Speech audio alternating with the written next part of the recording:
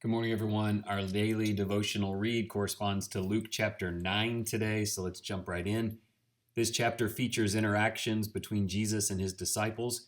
He sends out the 12 to work miracles and proclaim the kingdom. He later challenges them to feed the multitude before doing so himself. He asks them who they believe that he is. They call him, quote, the Christ of God. They understand this, but they struggle to see that his mission demands his suffering and death. All who belong to him must be willing to make sacrifices. Along the way, Jesus is transfigured on the mountain as his Father speaks from heaven. But his disciples still have much to learn. At times, they lack faith to cast out demons and get distracted in arguments about who is the greatest.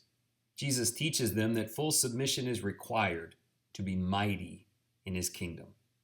Here's some thoughts that may link to application. Jesus' followers are a lot like us. They have their ups and their downs. They can go from casting out demons to being unsure how to feed hungry people. They can be taught that the kingdom is a place of self-sacrifice and then continue their argument about who is the greatest. Peter sees Jesus shine on the mountain, and he follows that with comments that suggest he understands very little. They can preach the gospel all over to save Jews and then ask Christ if they should destroy a village of Samaritans who disregarded him. They're like us, and we can take comfort in that.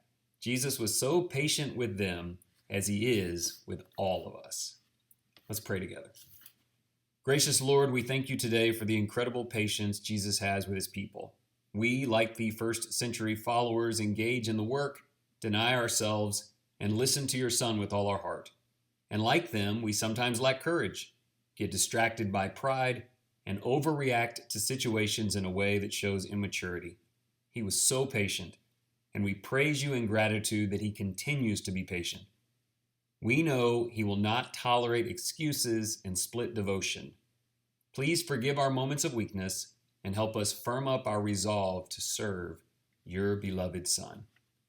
And then a few thought questions for the day. Number one, the 12 apostles worked miracles, but later had issues with pride. What does that say about our need to grow, no matter who we are? Number two, the Son of Man would have to die to save others. Is it unreasonable for him to demand sacrifice on our part to carry out his work? And then lastly, God said, "This is my Son, my chosen one. Listen to him." For you today, how will you honor this command of the Father? I hope you will listen to Jesus and follow him, and thank you very much for following along with me.